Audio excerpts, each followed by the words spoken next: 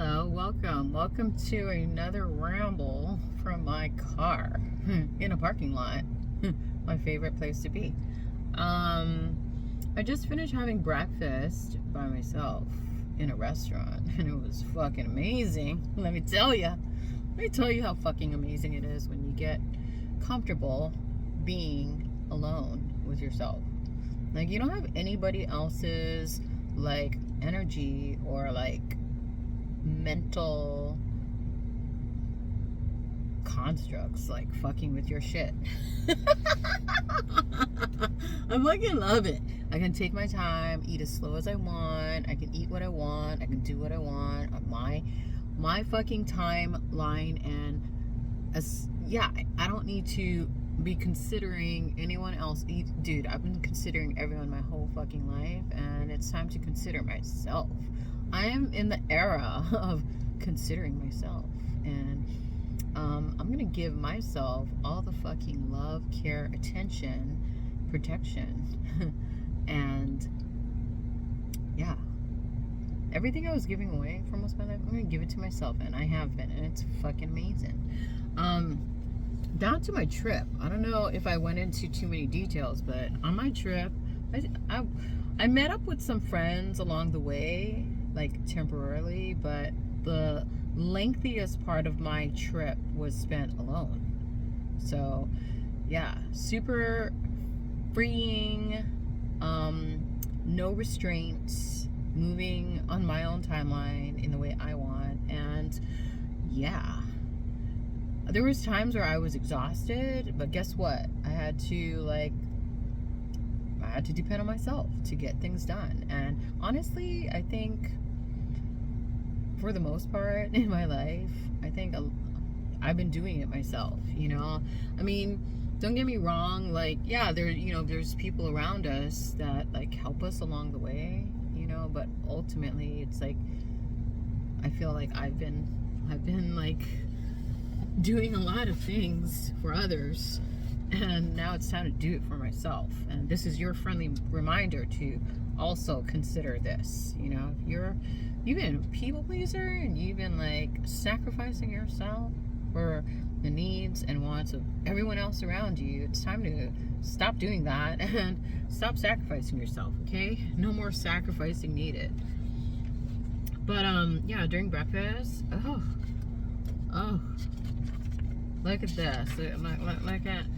I know, there's a blank page there. I was jotting down all these things while I was having brekkie. And yeah, I know it's only 4 pages, but normally I can go off, dude. I can write like up to 40 pages nonstop if I give myself that time, you know? This was a short stint, and let's get into the video. I did write on manipulation, and I did also write on suffering. And I don't know, a lot of these may not be well thought through, but I'm going to share what I got during brekkie. So here we go.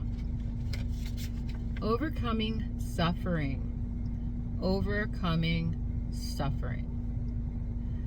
Okay. It requires one to acknowledge and account for one's participation in the activity. Once one takes responsibility for their choice to participate, one can also call upon one's own power to retract from it. When your attention is no longer being radiated and siphoned towards thought forms and mental constructs that feed like whatever topic or a subject matter that you were entertaining in the past, eradication and unraveling of energetic knots may be attained. Yeah, I don't know, guys, that's how I fucking write, okay? If it doesn't make sense, I'm sorry. I also put, side note, avoidance and premature dismissive tactics will only prolong the emotional entity because true detachment has not been attained. Rather, the opposite. occurs, it sits in the foreground, in the subconscious layer of the mind. A seed planted deeply within the soil of oneself. So like when we encounter like uncomfortable things, like that's why I stopped telling people. I just let people do whatever the fuck they want, because I'm not responsible for other people's journey or their healing. I'm not responsible for that. They are. If they want help and they're open to and receptive to advice, I will maybe give it. But I'm not I definitely am not going to try to like prematurely advise people who are not ready to heal. But yeah, I've been telling people for years that like whenever you feel an emotion, like you're doing yourself a great disservice by suppressing that or putting it on the back burner or pretending that it doesn't exist, dismissing it. And when you lie to yourself, you lie to others, and everybody suffers, you know. But most especially you, when you lie to yourself and go, oh, that doesn't bother me. That doesn't bother me. Yeah, I'm okay. You're just doing yourself a great disservice because you're fucking lying to yourself, you know.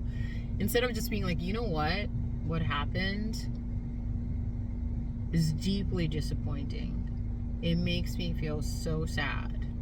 It makes me feel, you know what I mean? Instead of being like radically honest with yourself and just dealing with the emotions as they come up, most people just dismiss it or pretend like it's not, nothing's wrong, I'm fine, okay. Sure.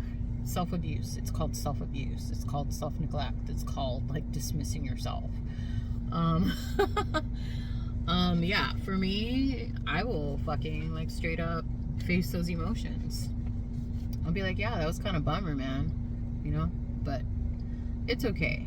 And when I say it's okay, I mean that I'm not holding on to the negative emotion, but I am certainly acknowledging it, and also acknowledging that as I work through it and I unravel it, everything will be okay. Because despite you dealing with the emotion or not, it will be okay. You know, it just depends on like what you want to experience, I suppose. Yeah, everybody's suffering to some degree, and they don't realize they're doing it to themselves. It's called self-sabotage. Self-sabotage, self-neglect, self-abuse. Like, if you really want to be the appropriate caretaker of oneself, then you acknowledge that, you know, you feel certain feelings. And then, like, for me, in order to fully process it, I need to, like, inquire. I need to be like, okay, why do I feel this way? Like, how did I participate in this situation? You know, like, is it the other person's fault? Is it my fault? You know, and ultimately, I've come to the conclusion that it's me. And that's why I say get out of your own way, you know? Because honestly, nobody can make you feel anything.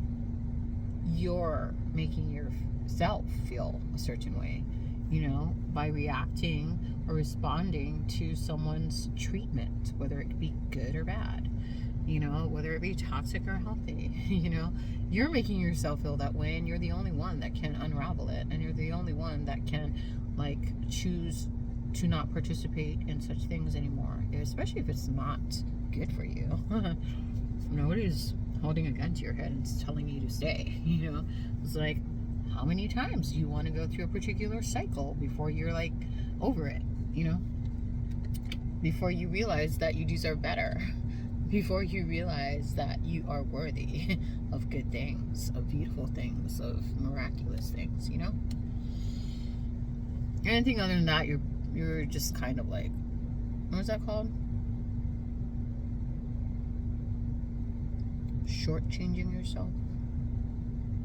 If you're putting up with abuse, if you're staying in situations or in relationships that are abusive, you're shortchanging yourself. You're settling, you know? You're settling for small things. Anyways, 10 minutes, huh? 10 minutes. So, Let's get into manipulation. What is manipulation? What is manipulation? Manipulation is coercive or unethical behavior driven by the goal of exploiting or controlling another person for your own personal gain. Usually, like, I want to say manipulation is closely related to trickery, you know, mental attacks, mental deception, emotional abuse. And that's why I say, like, manipulation, it's like magicians, right? But magicians, when you go to see a magic show, they're basically, like, showing you magic tricks by, like, I don't know, like, throwing your attention, distracting, illusions, you know, twisting or bending your sense of reality. Magicians. So it's all spells, it's all trickery, it's all an act, you know, in order to control the way you see and perceive reality. Okay, signs of master manipulators. This is, again, from my notes from breakfast. Signs of master manipulators. They're charismatic. They are appealing. They are intelligent, confident,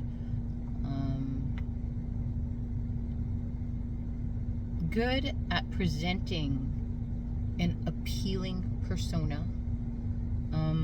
They give you a elementary sense of trustworthiness.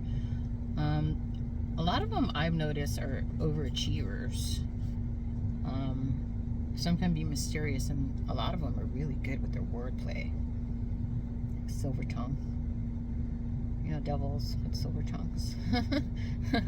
Yeah, they're really good at, I mean, because what is a spell? A spell is words. You know, words arranged in a sentence, you know, and it's coming out of your mouth. So it's like, you know, they're wordsmiths. They know how to, like, twist words in a way that make you believe certain things. You know what I mean? They alter your sense and your perception of reality. Or they can be the opposite, I found. Master manipulators, they can be the opposite. They can be quiet. They can be helpless. Or give off this sense of helplessness. Like, I'm so helpless. I need help. And I'm basically going to pretend like I can't do it for myself, so you can do it for me. While I sit back with my legs kicked up. Okay, so, you know, just be aware.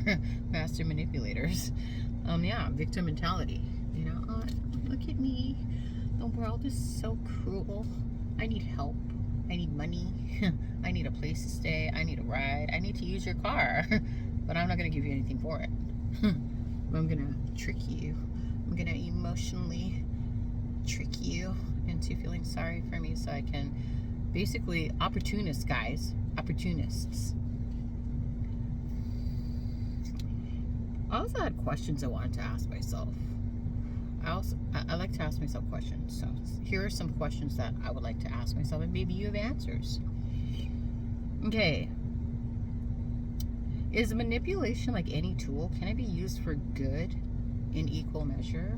Or is it just used to, like, for bad, for, like, opportunists and, you know, stuff, you know, I want something from you, so I'm going to manipulate you, you know? So I wanted to know if it's like any other tool, and if it can be used and forged for good, as well as, like, bad. Because I feel like right now manipulation leaves a bad taste in my mouth. Yeah. Okay. Are we all manipulators?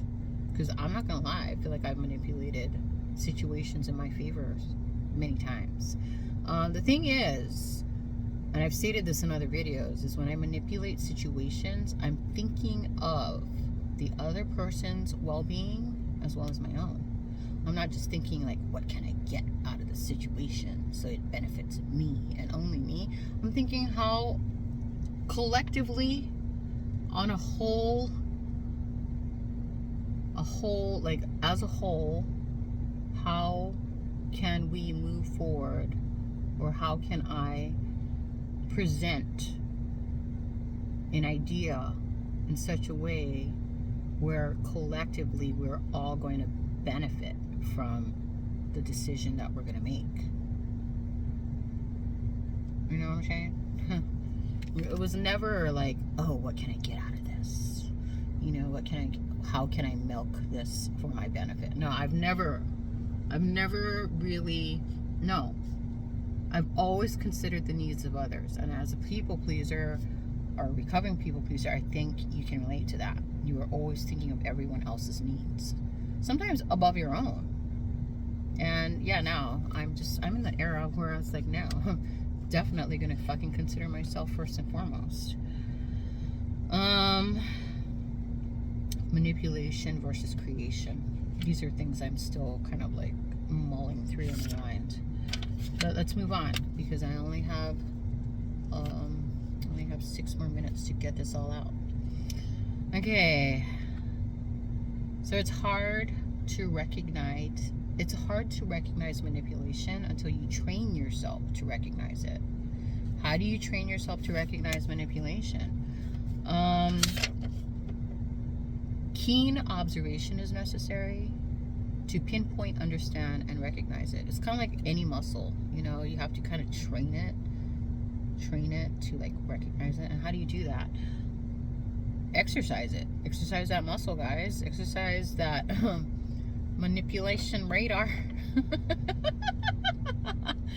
Like, for instance, okay, this is a good example. Like when you're in nature, say like you are very interested in ants.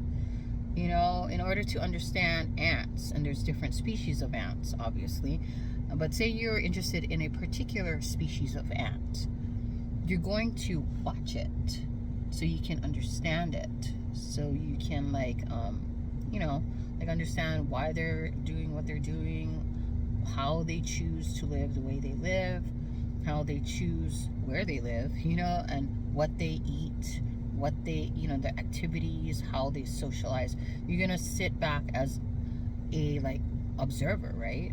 You're not gonna go and interfere, and you know, you're just gonna sit there in silence and observe. That's how you exercise your manipulation radar. That's how I've done it for most of my life too, and I think people think I'm a pushover, and I think they think I am silly and naive, but little do they know that I am fucking observing them.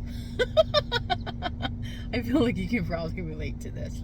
Yeah, they think I'm like gullible and naive and silly and dumb and like, I don't know, but I'm like, amidst all of this silliness that I am exerting, I'm absolutely in observational mode. Sometimes it's apparent because I'll literally sit idly by in silence and just watch. Or I will be actively participating in my happy, jovial, like way, but at the same time I'm still observing. You know what I'm saying? Anyways, blah, blah, blah. Okay, so sorry, this is all over. So manipulators are liars, they're spellcasters, and they're emotional abusers. Period. Especially if you're using the tool in a dark way, like a dark magician would. They're skilled at making you believe you're doing nothing. They're skilled at making you believe they're doing nothing wrong. But always listen to how they make you feel. Always. If they make you feel confused, if they make you feel off balanced, if they take away your sense of peace, you feel like you're walking on eggshells, something feels off, and you're second guessing or doubting your reality, you're probably dealing with a manipulator. If you ask them a question and you get a reaction of dismissal or defensiveness, you're probably dealing with a manipulator. And what is a manipulator again? A liar, a spellcaster, emotional abuser, especially if used in a dark way. Because they're definitely not thinking about your well-being. They're thinking about how they can control you. They're trying to power push. You know, they're trying to alter your sense of reality so that it can fit in with their reality and you can do what they want you to do for them. Does that make sense? Man, this video is going on long, guys, but protect yourself. by trusting yourself and your observations. Check in with your intuition and gut feelings. Understand emotional wounds, triggers, needs, and wants. Self-analysis is needed in order to protect yourself. You know, trust yourself and recognize manipulation when it is being implemented. I did make a list of types of manipulation. I really don't think I have time to like go over them in this video because I have less than a minute. But let's go really quick.